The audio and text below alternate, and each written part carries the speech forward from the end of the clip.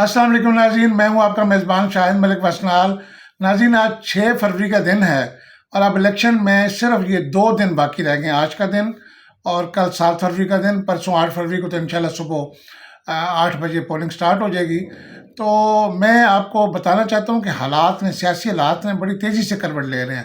اور اب جو ہے تمام سیاسی جماعتیں پریشان ہیں کہ 8 فروری کو کیا ہوگا۔ تو آپ کو میں نے پہلے بھی کہا کہ آپ جو مختلف ملک میں سیاسی حالات رونما ہو رہے ہیں نا، یا واقعات، ان کے اوپر غور و فکر کیا کریں، یہاں سے آپ کو اشارہ ملتا ہے۔ آپ دیکھیں کہ عمران کو ایک دم سے یہ اشارہ ہے کہ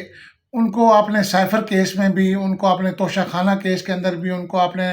عدت کا جو کیس ہے نکاح کا، اس کے اندر ایک دم اوپر نیچے سزائیں دی ہیں۔ ایک میں 14 سال، پھر 10 سال، پھر 7 سال۔ تو یہ ظاہر کرتا ہے کہ یہ جو کام تیزی میں کیوں کیا گیا، عجلت میں یہ کیوں ایسے فیصلے کیے جا رہے ہیں، اس کے پیچھے بے شمار راز پوشیدہ ہیں۔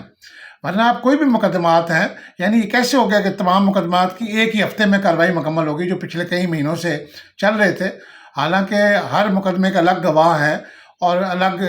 ججز ہیں، تو کیس آگے بھی چل سکتے تھے۔ الیکشن کے بعد بھی ان کو اناؤنس کیا جا سکتا تھا ان کی سزا کو، تاکہ وہ الیکشن کے اوپر اثر انداز نہ ہوتا، عمران خان مظلوم نہ بنتا۔ لیکن کوئی طاقت عمران کو مظلوم بنا رہی ہے، مجھے نہیں پتہ یہ اللہ تعالیٰ کی طاقت ہے یا کوئی ہمارے ملک کی اندرونی طاقت ہے، جو عمران خان کو مظلومیت کی لائن پہ لا رہی ہے تاکہ لوگ اس کو مظلوم سمجھ کے اس کے حق میں ووٹ کاسٹ کریں۔ اب دیکھیں سائفر والا کیس سچ ثابت ہو گیا، اور ایسے موقع پہ ناظرین، یہ ایک اور اشارہ میں آپ کو دے دوں، امریکہ کی ایک ایجنسی کی طرف سے سائفر کو لیک کرنا اس موقع پہ، جبکہ آج تک یہ سائفر عوام سے پوشیدہ تھا، لیکن سائفر کو لیک کر دیا گیا۔ اسی طریقے سے بے شمار چیزیں ہیں، عمران ریاض کی رہائی، پھر عمران ریاض کے ویلاگ سٹارٹ کرنا، پھر بے شمار چیزیں ہیں جو جاوید ہاشمی صاحب کا پی ٹی آئی کی حمایت کرنا، اور بڑے بڑے جو شاہد خاقان عباسی کا سائیڈ مار جانا نون لیگ سے، اور ایسے بے شمار میں آپ کو مثالیں دے سکتا ہوں کہ جہاں سے حالات بتا رہے ہیں کہ جو الیکشن والے دن اسٹیبلشمنٹ کے تھیلے سے بلی باہر آنی ہے نا، وہ بلی وہ نہیں ہونی جو اس کو عوام بلی سمجھ رہے ہیں، وہ بلی ہو سکتا کوئی اور بلی ہو۔ تو آپ ابھی کوئی بھی قیاس آرائی ایسی نہ کریں کہ شاید نواز شریف اقتدار میں آ رہا ہے یا عمران خان اقتدار میں آ رہا ہے۔ عمران خان فی الوقت، میں نے پہلے پروگرام میں بھی کہا کہ ابھی تو عمران کے پرائم منسٹر بننے کے کوئی چانسز نہیں ہیں، اس کی گورنمنٹ بن سکتی ہے، پی ٹی آئی کی آزاد امیدوار جیت کے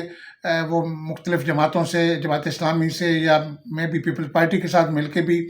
حکومت بنا سکتے ہیں۔ لیکن عمران خان صاحب کی جب ضمانت ہوگی، وہ رہا ہوں گے، اس کے بعد وہ ان کو الیکشن لڑنے کی اجازت ملے گی، پھر وہ ضمنی الیکشن میں کسی سیٹ سے کھڑے ہوں گے، جیتیں گے، اسمبلی میں آئیں گے، اور پھر وہ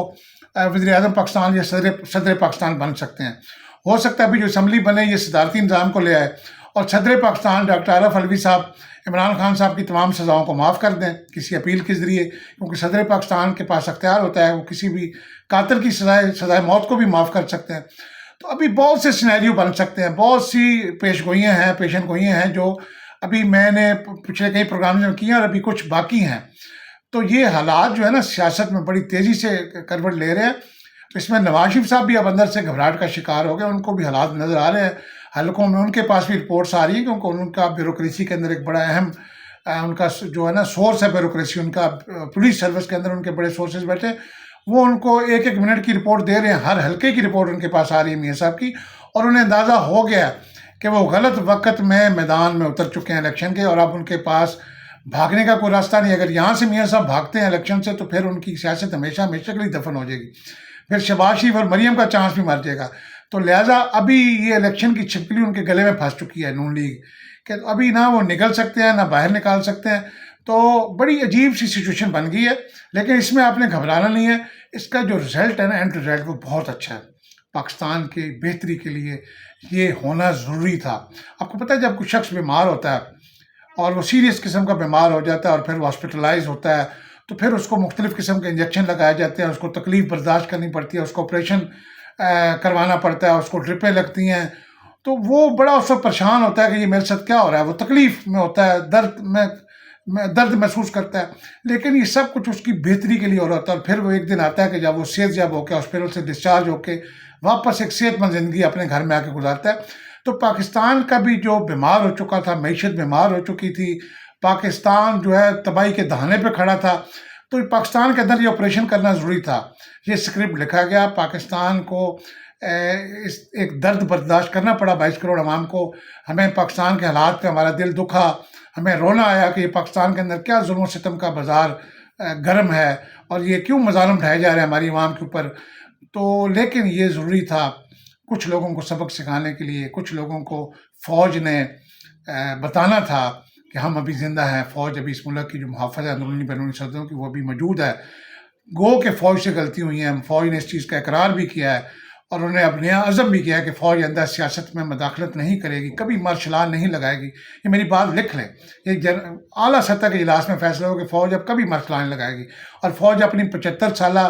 جو ان کی غلطیاں اس کو فوج نے تسلیم کیا ہے. اس آرمی چیف کی زیر قیادت انہوں نے کہا ہم اپنی غلطیوں کو تسلیم کرتے ہیں, ہم سے یہ ملک نہیں چل سکتا, ہم نے مارشل لا لگا کے دیکھ لیے, ہم نے اپنی نرسری میں جماعتوں کو پروان چڑھا کے دیکھ لیا, کاف لیگ کو دیکھ لیا, نون لیگ کو دیکھ لیا, اور بھی جو پی ٹی آئی کو بھی دیکھ لیا. تو اب فوج کے پاس بھی اور کوئی راستہ نہیں ہے, لہذا فوج نے ملک کو واپس ترقی کی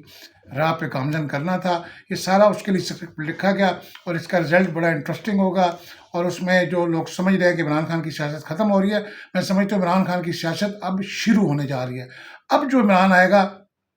بڑا بدلا ہوا عمران آئے گا, بڑا جارحانہ اننگز کھیلے گا, کیونکہ اس نے جو ڈنگ کھائے ہیں اپنوں سے, وہ اب ایک جارحانہ اننگز کھیلے گا اور ہارا ہوا میچ جیت کے دکھائے گا پاکستان کو. اس کے عزائم بڑے بلند ہیں, اس کا جذبہ بڑا بلند ہے, اس کی نیت اور اس کا اللہ پہ جو ایمان ہے, ایاک نعبد و ایاک نستعین, اس کے سہارے پہ آئے گا اور حکمرانی کرے گا, ایسی تاریخ ساز حکمرانی کہ صدیوں اس کا نام پاکستان کی تاریخ میں زندہ رہے گا. ناظرین, یہ تھا ہمارا آج کا پروگرام. اپنے میزبان شاہد ملک وسنال کو